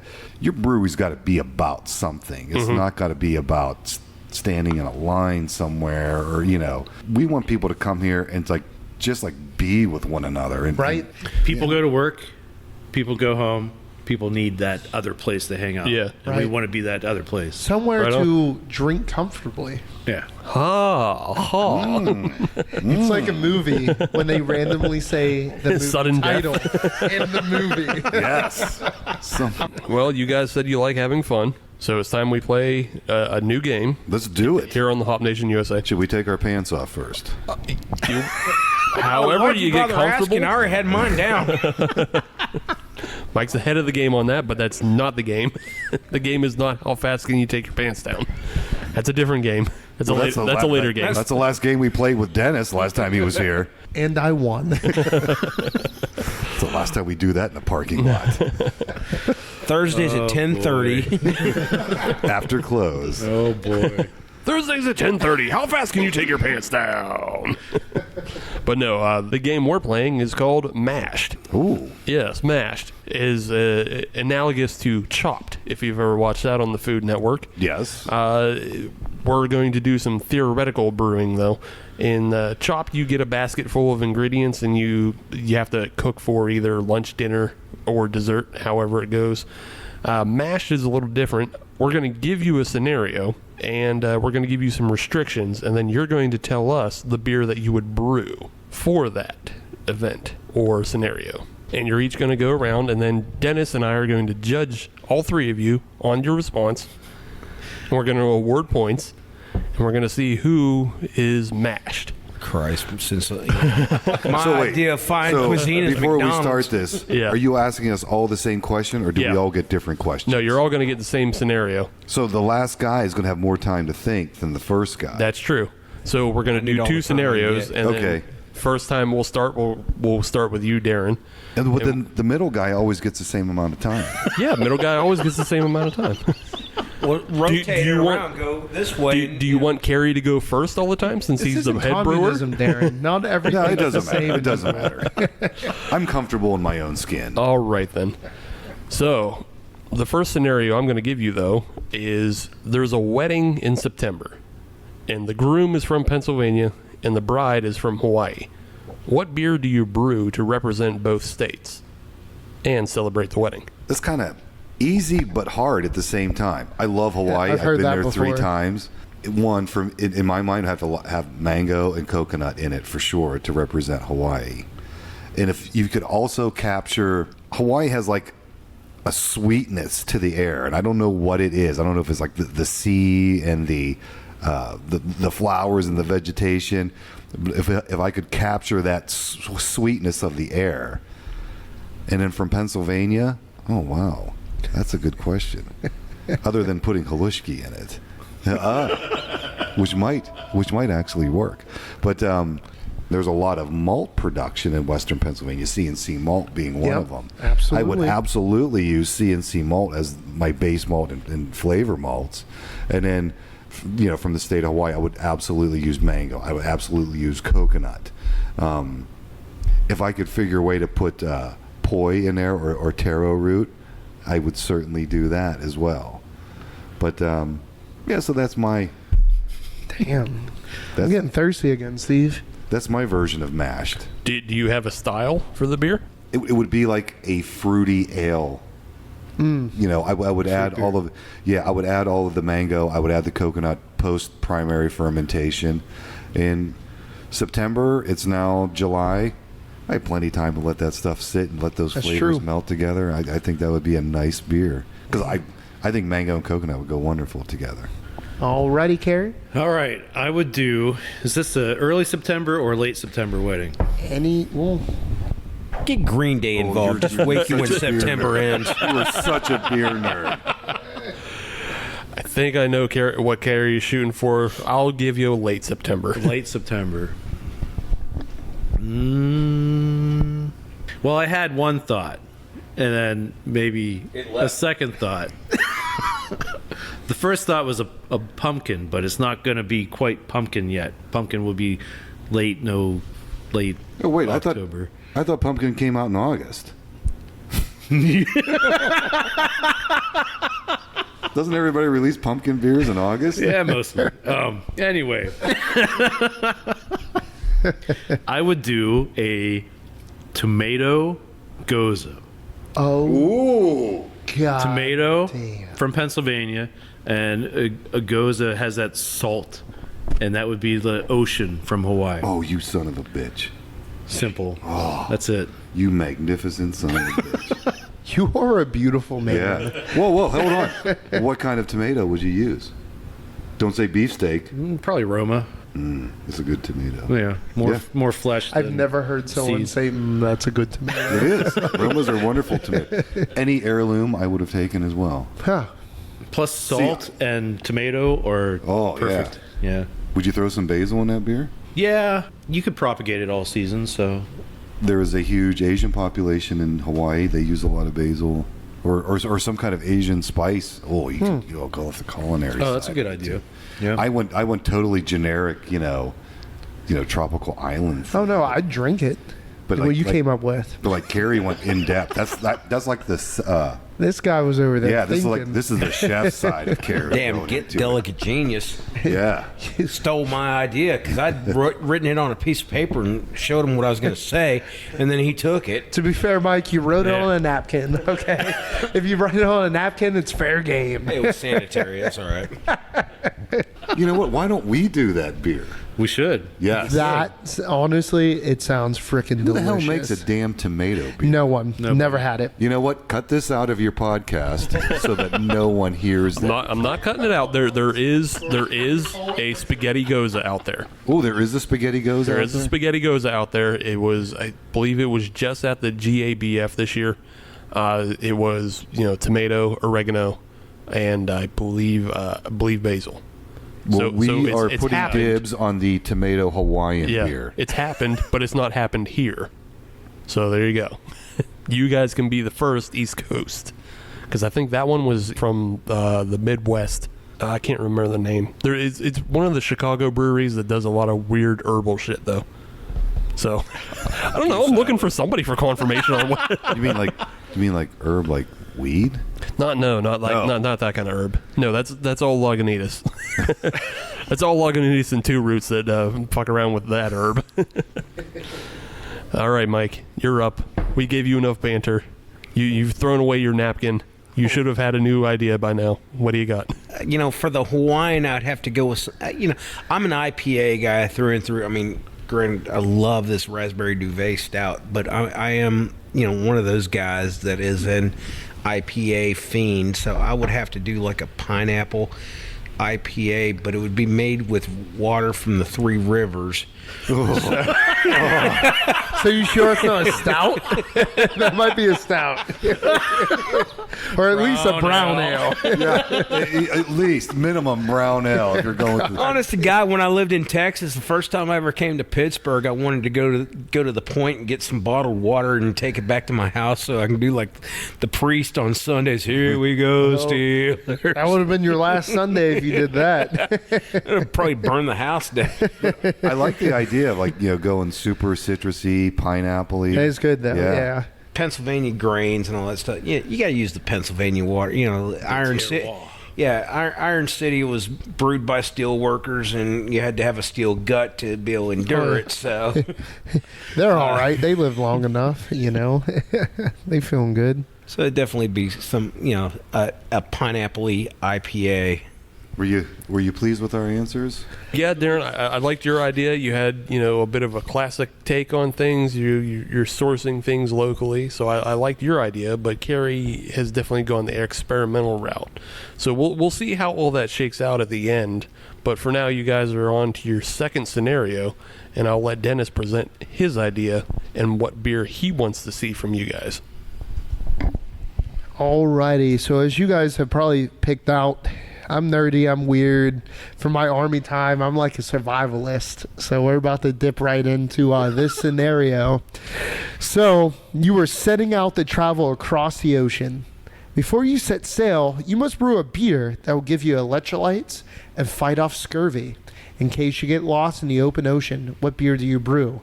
Just so everyone knows, scurvy was a disease that plagued 1800s and pre-1800s sailors when they didn't have access to fresh fruit.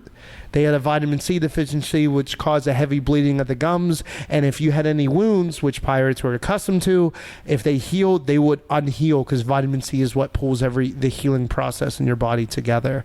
So electrolytes, you must battle off scurvy. We'll start with you, Mike. Well, Christ. Got to battle scurvy? It's a thing, man. Oh, yeah. We do have the Pittsburgh Pirates, so I think the whole team has scurvy. It's true. I would do something like an orangey, an orange Belgian, something that was, has a lot of orange flavor to it. It has a lot of orange peel. That way you get the vitamin C. Maybe mix in a little other fruit, like some of the other citrusy fruits, like a little grapefruit. That way, because I can watch my girlish figure with the grapefruit, because obviously that helps you lose weight.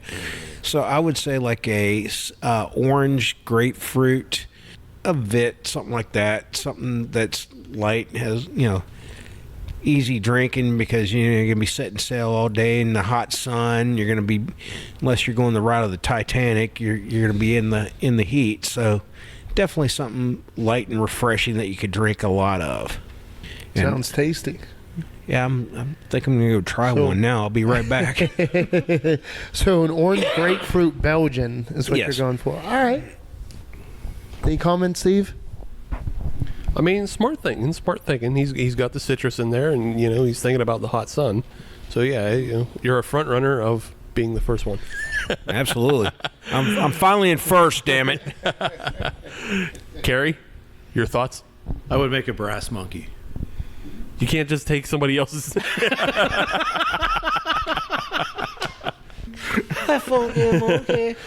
it down on the label and put OJ in it. You're good.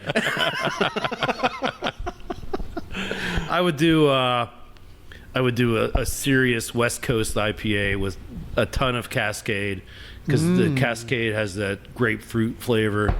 So maybe you really wouldn't be able to fight off the scurvy, but you'd be drunk doing it, so you'd be okay. You'd be the most inefficient crew. How far did we make it, Captain? We haven't even left the docks yet. Yeah. It tastes super citrusy, but it's doing shit for my scurvy. I like what you did there with the like West Coast, like hopping it up, because that's how IPAs even came about. Was long journeys of keeping the beer going. The original ocean voyaging beer. So that's true. I mean, it's hundreds of years of being proven. So I wouldn't fight it. I'd go with it, since he won't let me do a brass monkey. I like it. So. but the thing is, the IPA was so it would survive the voyage. This is going to be drank during the voyage. That's true. That might not even make it. Super tasty. Crap, we're out. I would have to agree with Cary. Brass monkey? No. I would do something that's high in hops, only because you don't know how long your voyage is going to be. You never gave us the end date of That's our true. voyage, correct? Across the ocean, baby. Hops, preserved beer.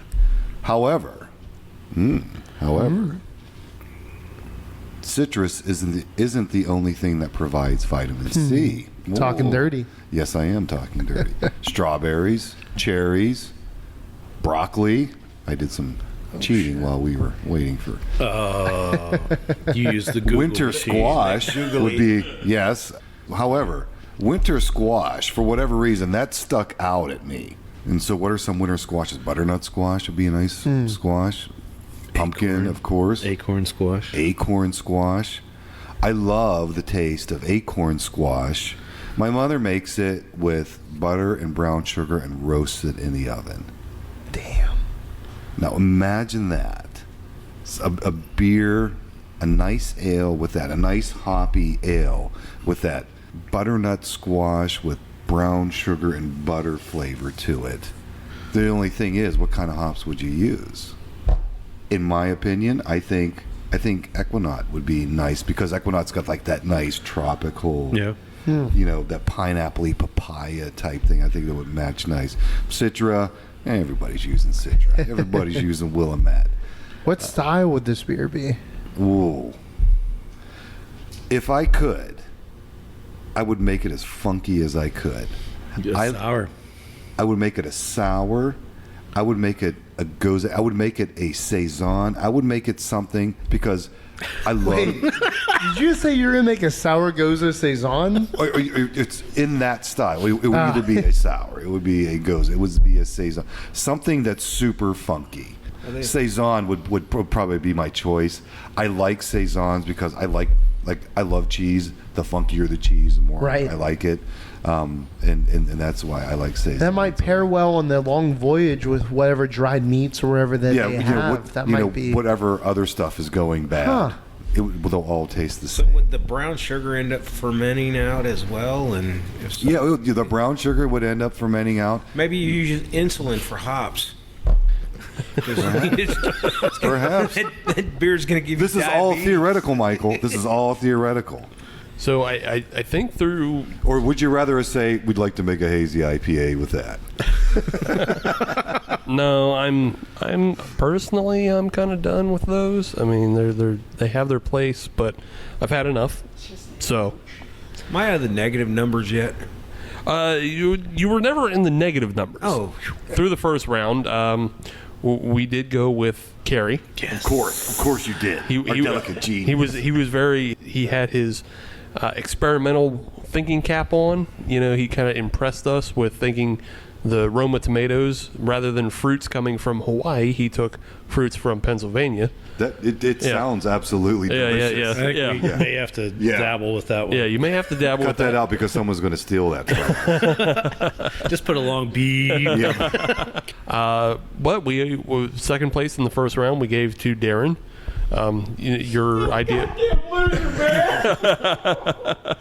Well, we thought your idea, it was kind of a classic take, but It was just super obvious. To right, me, right. You went, and I think the only reason why Mike got third is because you decided to use the shitty river water that people die in. Yeah. So to be fair, Mike, we didn't know if that was going to be a brown ale or stout. I'm okay with two nipples. I didn't want a third. it just depends on which river I get it from. I mean, the Mon, one thing. But in the second round, we went a little differently. In the second round, we actually gave it to Darren. Oh wow. Yeah, we thought your idea with using brown sugar and butternut squash, you went outside of the usual lemons, limes, and oranges to fight off the scurvy, and you brought what sounds like a really hearty beer. Because it's full of brown sugar and hops, so it also will last. We're in the middle of the ocean. You need a comfort food, I I thought it was very well done. I thought it would pair well with a lot of cuisine that you might have traveling across the ocean. You don't have a lot of fresh foods 9 times out of 10, so that sushi, taste. buddy? Out the yin yang, you have Oh sushi. yeah. I guess you could definitely do that. But it sounded like a hearty beer. You might even get some proteins, vitamins. You A being an out of Army there. vet, you had to have read Survival, Evasion, and Escape, Yep. didn't you? Yep, absolutely. So did I. Dude, it was good. Very well done, and I hope to see something like that done here at Couch Brewery. So check it out. They're Lost at Sea when it comes out. Oh, yes. That's a fantastic name. Bam. Not only is Steve freaking handsome, but he's smart, too. Oh, yeah. For youngness, he's For just out of sure. Yeah, college he's or just high not an school empty or- hot shell. Second round, we went Mike was second. Your idea was pretty, it was pretty down the middle, but you fought off scurvy, which was important to me. That was a big important thing. Did you fight off scurvy? And you did. Which was 1983. Right. Correct me if I'm wrong. AVN award-winning gay porn film fighting off scurvy. Is that correct, Dennis? Late 83, but you're right. Yes, I finally got one right. November 1983. I remember. I believe the In tagline. 85, they had the sequel, Crooked Scurvy. Ooh, yeah. Yeah. I Wasn't believe- as successful as the first one. No, the sequels are never as good. Some Well, I was just going to say, I remember the taglines for both movies. Obviously, the first movie was all full of semen, and then the second movie was completely full of semen. and some critics actually curved a little to the left on the second one. Oh, wow. Yeah, you're absolutely right. I remember reading that in the trade magazines. You're right. You're absolutely right.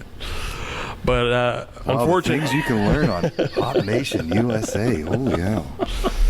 Cary's very unfortunately, embarrassed. Cary, though, in the second round, we had to put you last because you did not fight off scurvy. I just wanted to make beer. Yeah. Well, yeah, Cary just wanted to Everyone make a got high. drunk. They had a great time, but they died. Cary Yeah. just wanted to make a high octane beer to hide your misery. The problem with your beer is it outlasted everybody in the ship. Everybody died. So in the end, though, tallying up the scores, in third place, Mike. He's already raising his hand. He knows. I'm in the top 4. Finished top 4, finished strong. He medaled. Good for him. And in second place, it's actually Cary, the brewer. Yeah. What? Just the way the points work out. It comes up Cary. And in first place, we have Darren. So my Lost at Sea, You're Lost at Sea. butternut, Dude. butternut squash with But- brown sugar, butter, Yeah. Equinaut, Equinaut. Saison. Saison, yeah. Sounds Sounds delicious. fucking phenomenal. Yeah. Your comfort if that was- food. You know what? We do have a Saison coming up on the brew schedule. Maybe Yeah. Do that's it. what it is. Do it. Maybe. We'll come back down with A the old delicate event. change will say, well, butternut squash isn't in season yet, so we won't be We'll using reach out to the that. Pittsburgh Pirates and see if they want to be a part of it.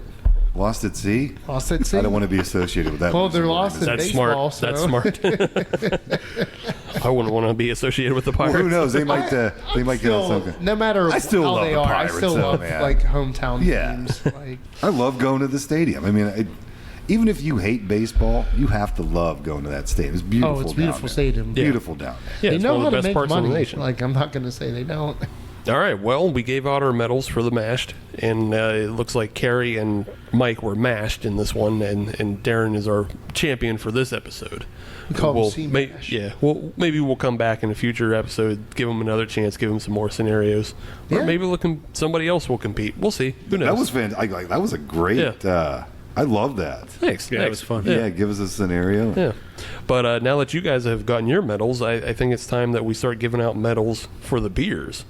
Do you have any final thoughts on the raspberry duvet, Dennis? Oh, man. Other than it's delicious and I think it's all super gonna drinkable come out and in the final rankings. okay, yeah. Do you want to do final rankings Oh, first? I'll go second. Okay, I'll go first then. I'm the best Because number we two. always, we always leave the owners and the brewers to rank their babies and Yes. make it hard for them. But I'll go first. For me, I think in bronze, I'm going to give to the Siesta. I think that was a really good beer. It's really well constructed. It's completely different than what you get anytime you see the word Mexican in any other beer. The peppers really add a different flavor to them. It's not like drinking a jalapeno or a habanero beer that are out there because it's not hot. It just adds that a little bit of smokiness and a little bit of flavor pop at the end. And it builds a little bit on your palate, but it's never, offensive or any way. So like anybody could drink it. But for it just personal taste and personal style wise, I like IPAs a little bit more. And that's why I'm going to give silver to the Baja 1000. That's super drinkable. It's we don't see a lot of Brut IPAs at the moment, and we've always talked about how like people are still finding the style. Sierra Nevada didn't find it. Right. Like despite being a huge regional brewer, they haven't found it. But I've had some other Brut IPAs from other people, and this one was very similar to what we had at Rock Bottom. And that is super clean and super pale, and it's easy to drink, but 9.3%, like you don't taste any booze on it, and you don't taste any booze on it, but it's not because there's like a crazy amount of adjuncts like you would find in a decadent IPA, where they just throw in a bunch of marshmallows and Pop-Tarts and other sugary things to cover up. It just comes through super clean. And you could be in trouble if you go too far. But yeah, and for gold, I got to go raspberry Duvet. It is so easy drinking and so full of raspberry flavor without ever being tart, but never too sweet that you get tired of it either way. It's a really good drinkable beer, and I can see why the brewery was basically built on it. So yeah, I enjoyed it a lot. Dennis? Well, Steve, that was a good lineup there. I'm going to differ from you ever so slightly, and this is a tough decision. All the beers were really, really tasty. So by putting something bronze doesn't mean it wasn't a good beer. It was super good.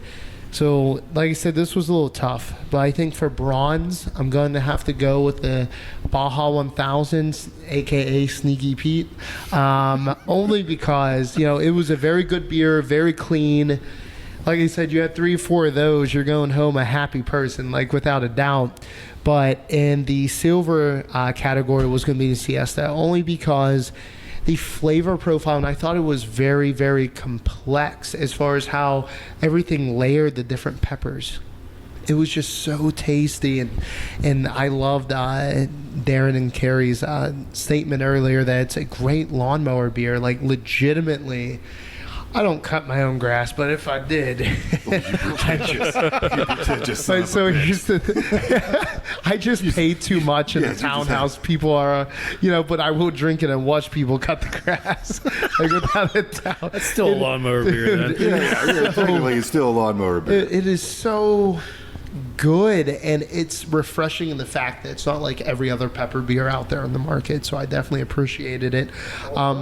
Beth actually created a Michelada using the Siesta, and it's so good. It you could spice it up, and you would fall in love with it. It's one of those beer, It makes it a good breakfast beer. It makes it, if you're gonna drink all day, you got to start in the morning. So you might as well start off with a Michelada and roll from there. So good old brunch. Yeah. Well, I guess we all know where that leaves us. Is that raspberry Duvet bringing in the gold medal? Once when I held that beer in my hand, I felt like I pulled the sword from King Arthur's stone. It was, a fresh bouquet of fresh fruits and, we'll talk about that later. A fresh bouquet of fruits and raspberry, and it smelled very good, and the only thing that beat out the smell was the taste. So I will definitely look forward to having another one before I leave tonight, without a doubt. So gold place going to the raspberry Duvet. We will give you each a 4-pack to take home with you. Enjoy it all week. King Arthur's stone. Told you I pulled out for a reason. So that brings us to Mike, Darren, and Cary. I kind of want Cary to go last since they're his babies. But you guys are like, Mike and Darren, you guys are kind of the stepdads, the Joeys and the Jessies. So, one of you go first, rank it. How do you feel? Good Lord. I'm an IPA person, so this is hard for me to do, but I would say I would actually, do the bronze with the Baja just because, there's so many IPAs out there. So it's a great beer, but the other two are just that much more unique. That puts them in a different category, so to speak. So I would say the Baja, because I never met an IPA I didn't like, and that one, I almost kicked my wife out of the house and moved it in instead. But so that one's bronze. The Siesta is going to go silver. It's such a flavorful beer. It's the peppers in it. I get a lot of ginger out of it. There's so many complex layers to it that it's just such an incredible beer, and especially when you make it into the Michelada. I think I might have to have one now. But gold, I got to go with Duvet too. I mean, we've had people, one of our friends, Andre, who helped us building the brewery, he calls it Dre's Duvet. Beth fell in love with it too, so they were fighting over whose duvet it was. So we almost had to nickname it Pillow Fight because the two of them were going to fight behind the bar over it. And it's just it's the finish on it's just incredible. And I'm not even a stout person myself. I mean, I enjoy stouts from time, but this one, it's not overly roasty. It's just a super smooth drinking stout with a lot of raspberry flavor on the finish of it, and I'm just really digging the hell out of it. Mm-hmm. Yeah, agree. I am a stout person, so I can say yes. That's my wheelhouse. Darren? I think I'm almost exactly the same as Mike. I'm going to go Siesta bronze, and it's a very, very difficult decision for me to make. If I'm going down the lineup, if I just had those three beers to go by, I think I would take Siesta third out of my choices. I absolutely love Siesta. I especially love Siesta whenever we're making it. So this year I think we pressure cooked the peppers this year, correct? Yes. Because we get the Yes. we get the peppers, they're dried, so you have to hydrate them, and then we pressure cooked them this year to extract the flavor. It sweats it out. Yeah. Ooh. That smell Never is thought about that. that smell is utterly fantastic. It fills the whole brewery. Oh, I'm sure. Yeah. and it to It's like me slow cooking something. it smells like.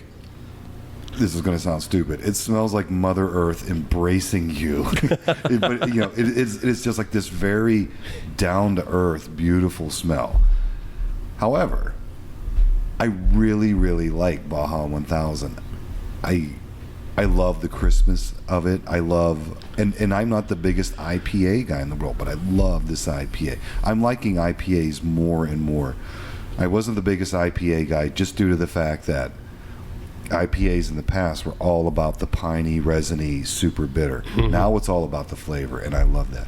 I love that Baja 1000 is, for the vast majority of the hops, it's dry hopped after primary fermentation, and I love that freshness, the aroma of the hops. Number one, and this is what turned me to steer us into the direction of doing a brewery, is got to be raspberry Duvet. I love stouts. I will drink stouts on the hottest of days. Hell yes. I will drink them in the desert when everybody else is drinking their lagers and their kolsches. Or their water, like a bunch of their suckers. waters. I'll be like, screw it, give me a damn stout. Let's do it. I absolutely love this beer. This beer is very, very close to my heart. And you can taste why it is so close to our heart. I think I know Cary's ranking, at least what number one he's going to have. But his taste and my taste are very, very similar to one another. And plus, like Duvet, not only is it just outstanding on its own, the memory that I have of that beer the very first time that I tried it, it was a very, very personal connection with me and my friends. And it still touches me to this day that we make the beer that that was the touchstone to all of this. And I hope we never stop. Cary? It's so unfair to ask me to do this. I know, that's why we do it Which at child every do you love brewery. more? I love them all the same. That's a lie. We do it at so every unfair. brewery.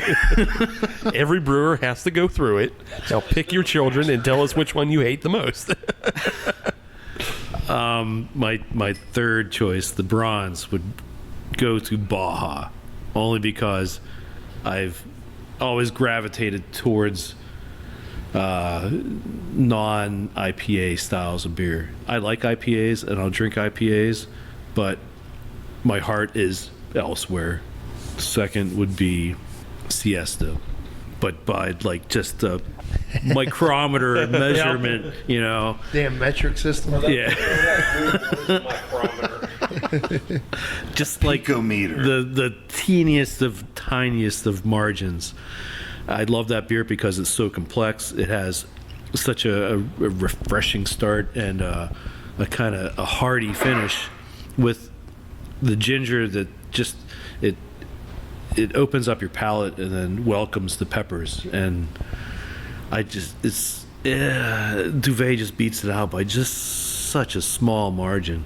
Duvet raspberry and chocolate, you can't say much more than that. Raspberry and chocolate is a classical pairing, and to even have that beer with like a brownie or a chocolate chip cookie or something like that just elevates it even more. There was something opposite, like vanilla ice cream, that it sets all that off. Yeah. You know. So since you made me pick and order them, Steve, that's it. That's Okay, thanks. Away from his head now. Okay, thanks. That's just all don't we're make me looking. rank every single beer that we have. We try to keep the episode to 1 hour and a half. Your least favorite beer would have to be Telly. Telly, yeah. Well, you don't brew it anymore, so. Right. That's why we don't brew it. All right. Well, just keep it on rolling. Couch, why don't you guys give us all your plugs, your events, how people can find you on social media. You go to Instagram and Twitter and Facebook, and it's all Couch Brewery, all one word. We do bingo every Wednesday. Every Sunday, we have $5 off growler fills for 64-ounce growlers.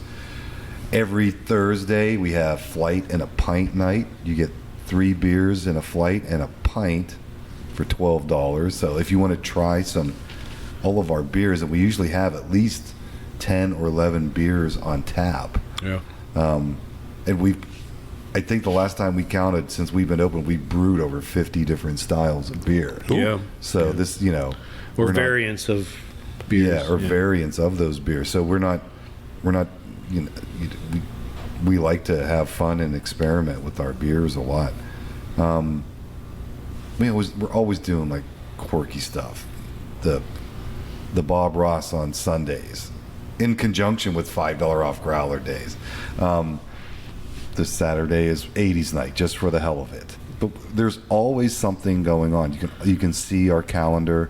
Later in July, we're going to have evening with the brewer with Cary, and you get to meet him. And I would highly suggest you get a hug from him because you'll feel much better afterwards. Only $5 a hug. Well, it's $5 extra for the hug. Come down Sign and up hang for the out. email list. Yeah, sign up for our email list. We always send out like cool promotions and coupons, codes, and stuff. We want to be accessible to everybody. We don't want to be exclusive, so, drink comfortably. There's room on our couch for everyone. And we absolutely mean everyone, even New England Patriots fans. We will welcome them with open arms here.